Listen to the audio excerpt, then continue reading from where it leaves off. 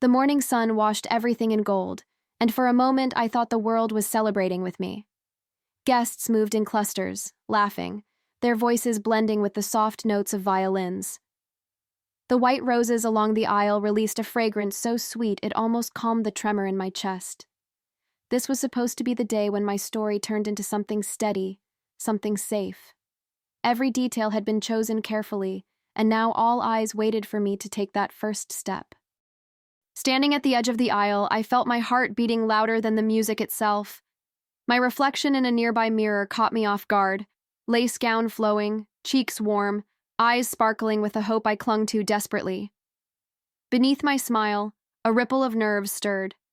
It wasn't doubt, not exactly, but the weight of knowing my life was about to change forever. My father leaned in and whispered, "You look like a dream," and I held on to those words. The garden buzzed with joy. The clink of glasses, the rustle of dresses, the whispers of guests waiting for the march to begin. The moment stretched fragile, as though a single misstep might break it. I gripped my bouquet tighter, forcing my breath to slow. Then my eyes met Daniel's at the altar. He stood tall, smiling in that familiar way, the smile that once convinced me he was the man I could trust with my forever. As the music swelled, I took my first step down the aisle, my arm linked with my father's steady grip. Each face I passed seemed to blur, though I caught glimpses of smiles, tears, and whispered words of admiration.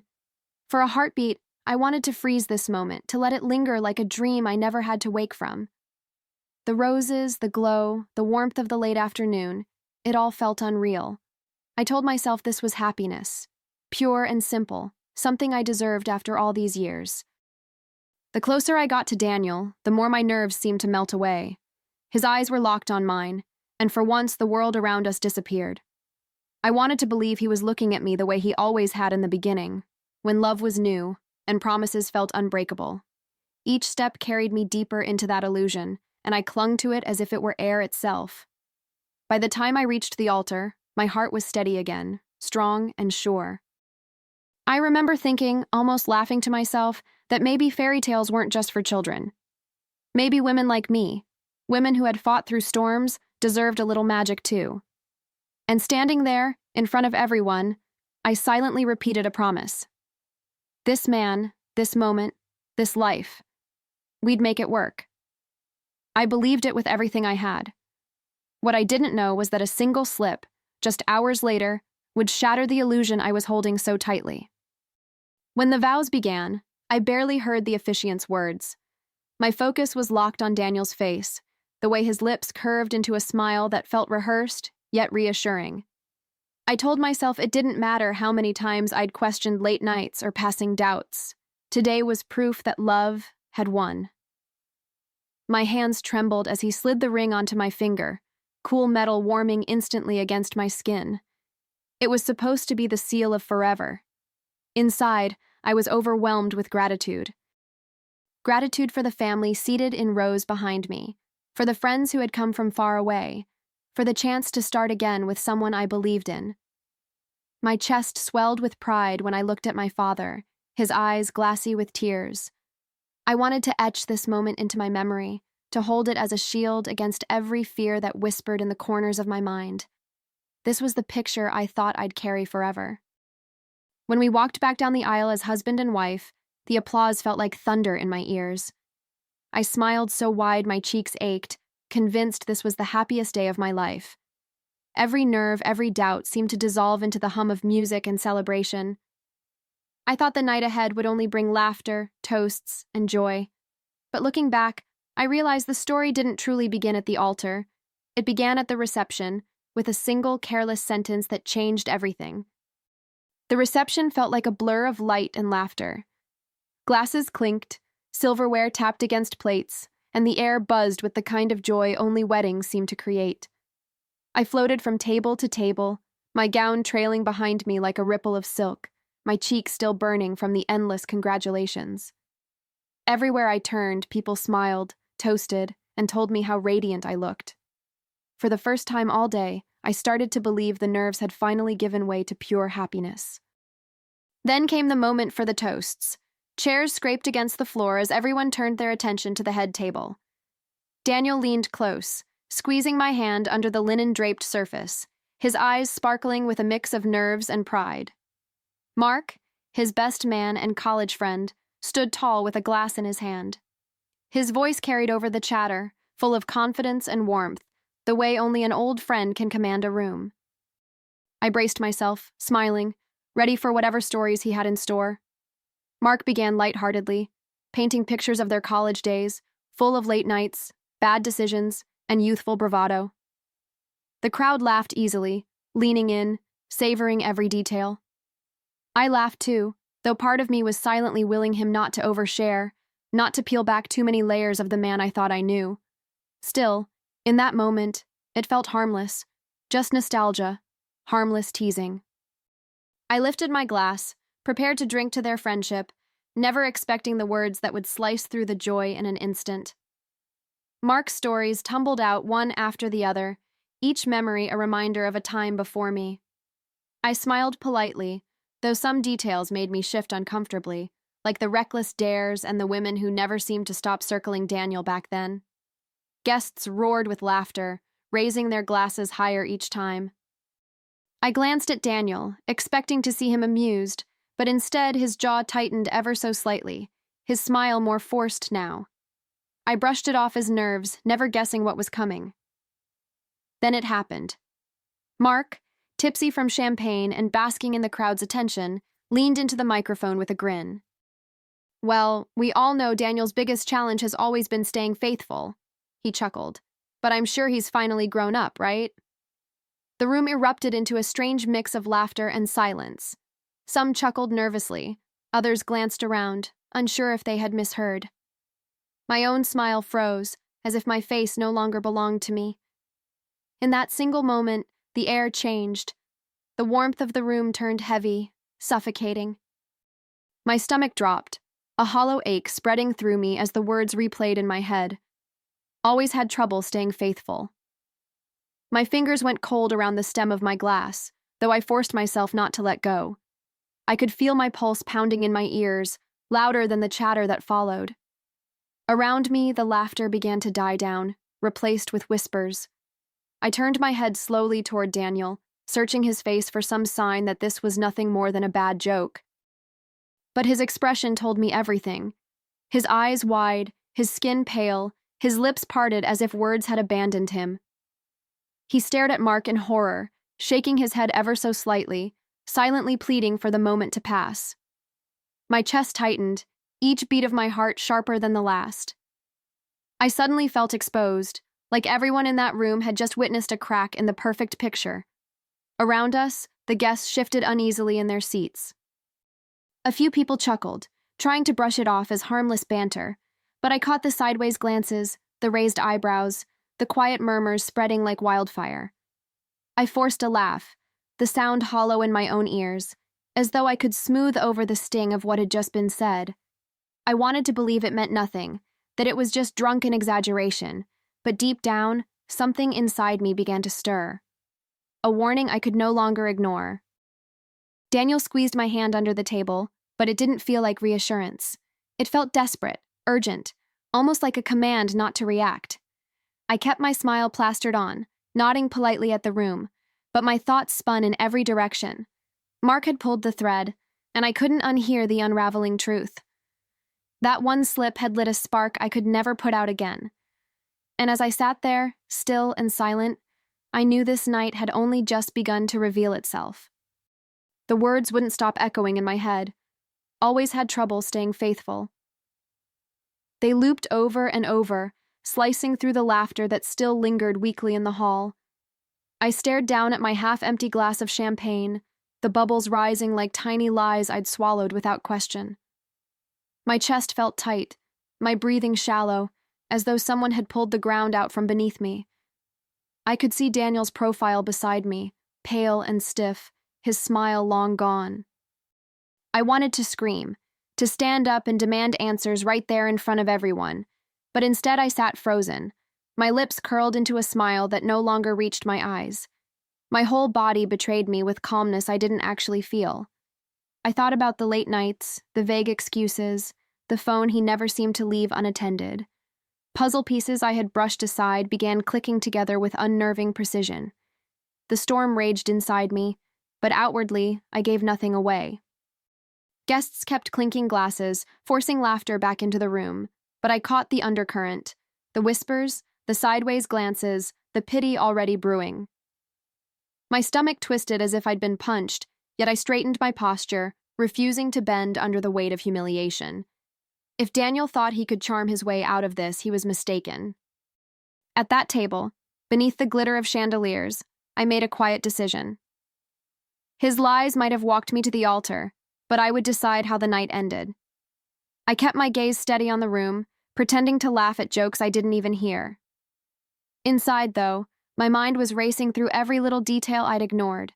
The late-night meetings, the sudden urge to sleep on the couch, the text messages he'd brushed off with excuses too thin to hold.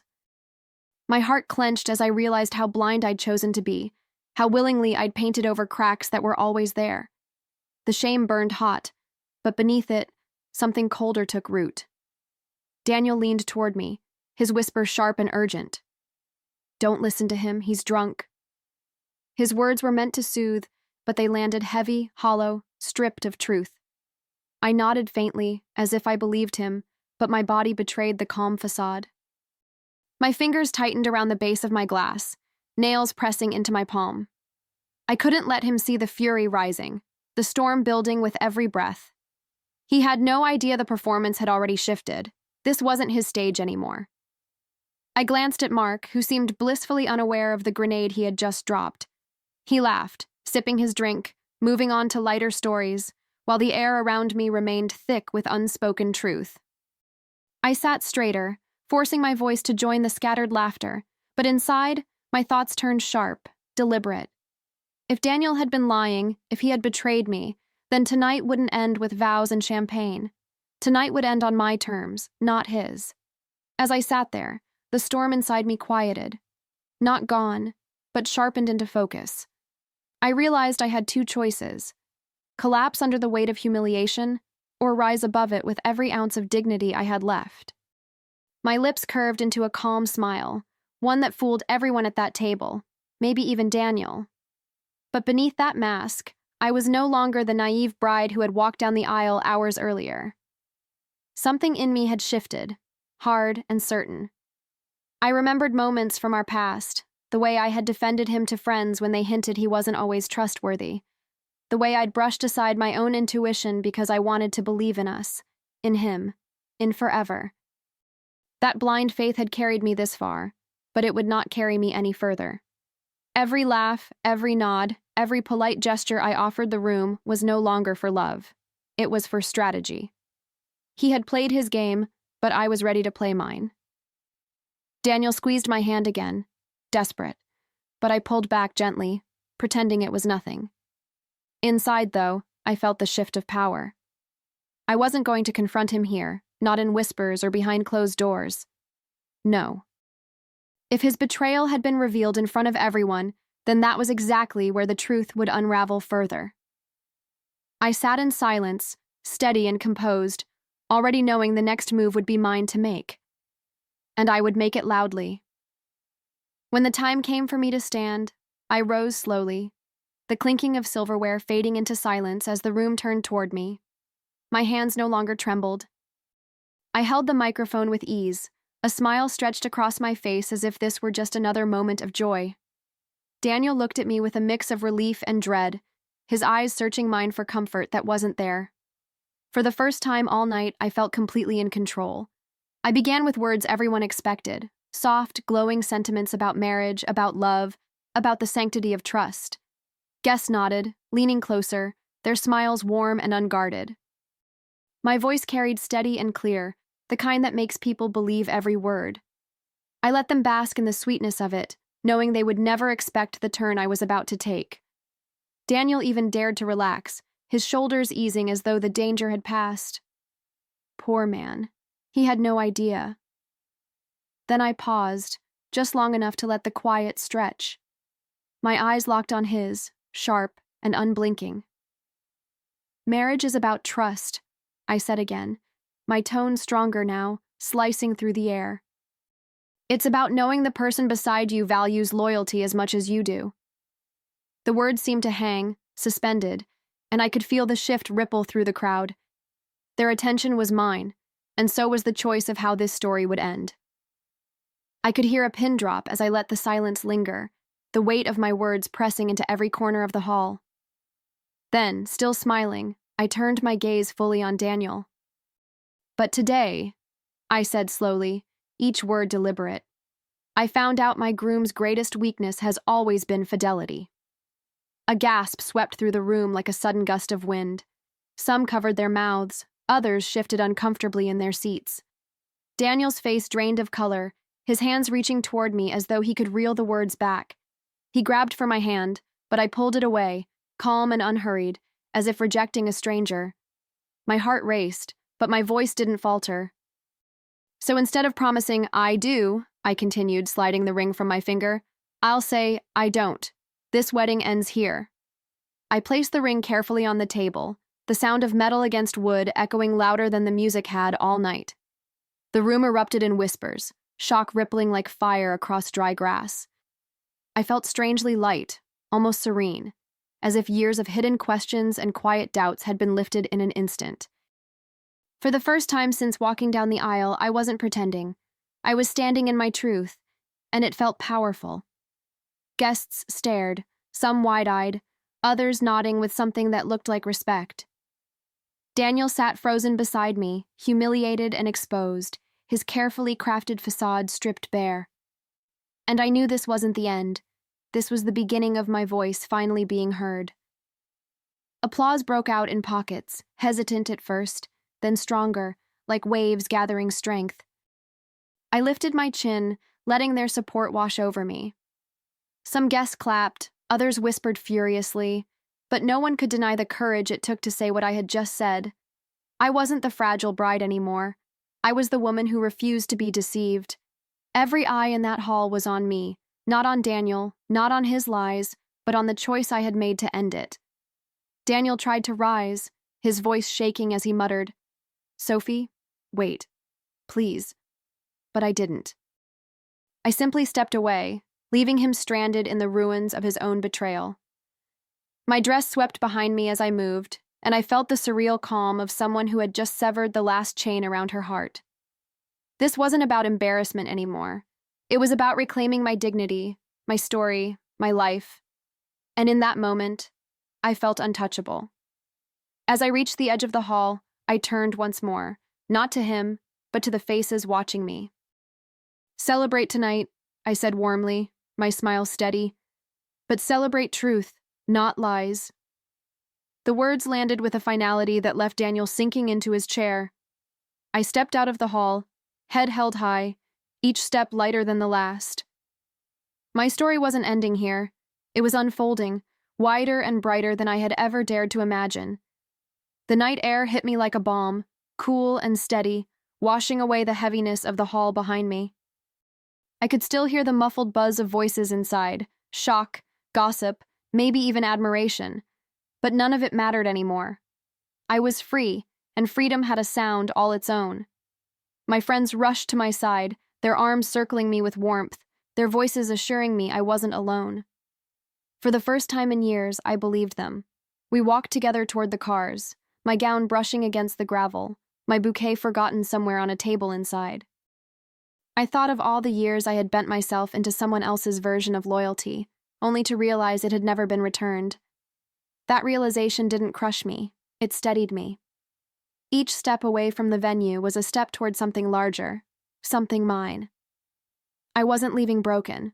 I was leaving stronger. Inside the hall, Daniel's world was unraveling. His best man's careless words had become his undoing, and no amount of charm could stitch his reputation back together. I almost pitied him. Almost. But pity had no place in my heart tonight. What I carried instead was clarity, a sharp and undeniable sense that life had just handed me a second chance. And this time, I wasn't going to waste it. In the days that followed, the whispers turned into stories, and the stories became headlines among our circle. People admired my strength. Some even said they envied my courage. But what mattered most was the way I began to see myself, no longer the woman waiting to be chosen, but the woman who had chosen herself. I moved through those days lighter, as though I had finally stepped out from under a shadow I hadn't realized was suffocating me. I booked the trip we had planned for our honeymoon, but this time, it was for me alone. The travel agent hesitated, asking if I wanted to cancel, but I simply smiled. No, I'll take it exactly as it is. It felt symbolic, claiming the joy I was supposed to share but turning it into something that belonged to me. Packing my suitcase, I tucked away more than clothes. I tucked away pieces of a woman reborn, one ready to stand on her own. When the plane lifted off the runway, I pressed my forehead against the window and let the clouds swallow the ground below. I wasn't running away. I was moving forward, deliberately, bravely. Each mile carried me further from Daniel's lies and closer to a horizon that felt endless. I promised myself I'd sip champagne, watch sunsets, and let laughter return without guilt. This trip wasn't an escape. It was a beginning.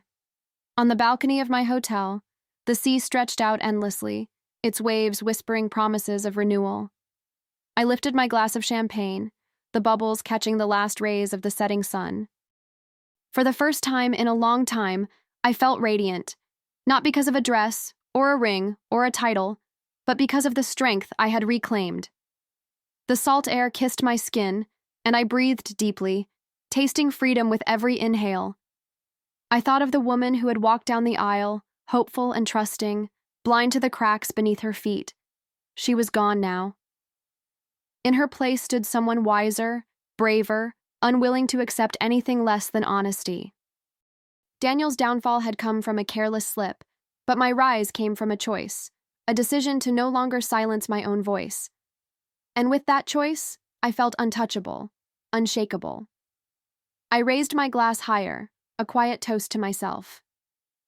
His best man revealed the truth by accident, I whispered, smiling as the horizon blushed with twilight.